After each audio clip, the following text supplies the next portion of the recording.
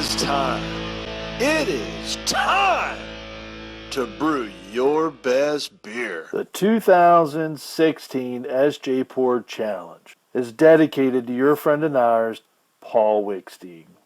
Brought to you by Brewcraft USA, iMake, Gladfield Malting, Yakima Valley Hops, The Grain Bill, Brewers Exchange, Keg Kingdom Homebrew Supply, Hiraki Homebrew, and a special thanks to our silver sponsors.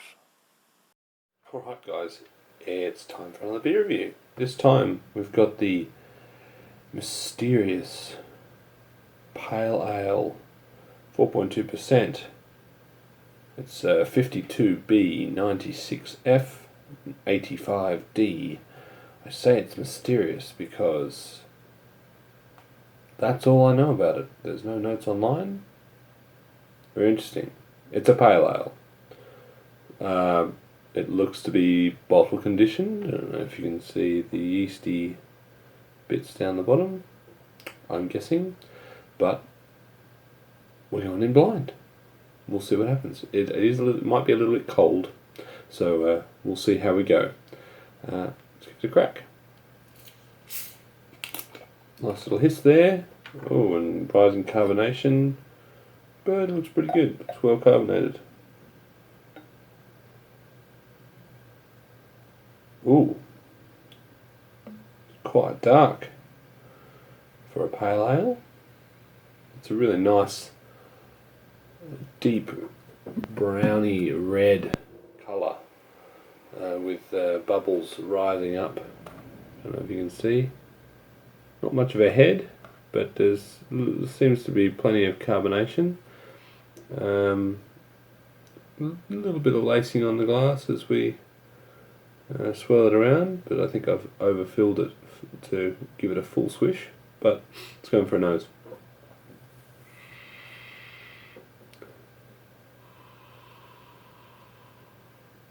Ugh.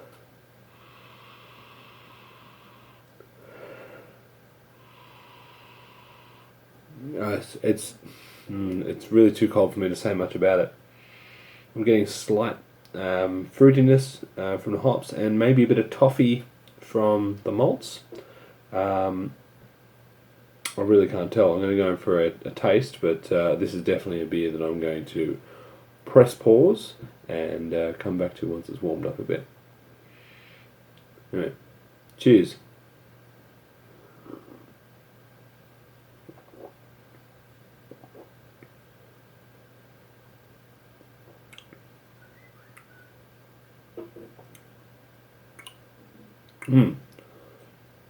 That's really nice. Oh, some nice candy, toffee notes from the malt at the back end. Not terribly bitter. Yummy. It's almost a bit chewy in a good way. But anyway, that's my thoughts. I'm going to press pause because my videos, the reviews, they've been like 10 minutes long. I'm sure you're probably sick of it by now. Anyway, coming back. Alright, we're back. Scoring's done. I've had a chance to think about it. It's a little bit more cloudy because I did chuck some of the yeast in the bottom. So it was clearer than this earlier. So the pale ale. Now, me personally, I still really enjoy this beer, but it isn't a pale ale. I'm not getting a hell of a lot of hop aroma, maybe some spicy notes. I don't really know, there's no information on what malt or hops is in here, or yeast, so I'm kind of just going on what I can perceive. Smell wise, this would make a really nice light alcohol Belgian strong ale. Think maybe Lefebvre kind of territory. There's a lot of esters from, I'm guessing, the yeast, like plum and raisin that I'm getting. I'm getting some really nice toffee notes and toffee caramel notes from the malt. But and it's very drinkable, but it's just not a pale ale, so that kind of threw me. I was marking it as a pale ale, but yeah, if it was like a session Belgian strong, Belgian mid, that could be interesting. But yeah, I think the reason why this isn't a pale ale, I'm getting like a slight sharp alcoholy, hot alcohol taste right at the back, and I'm thinking just a tad of diacetyl, which to me points to yeast fermenting at temperatures either too hot or too cold. So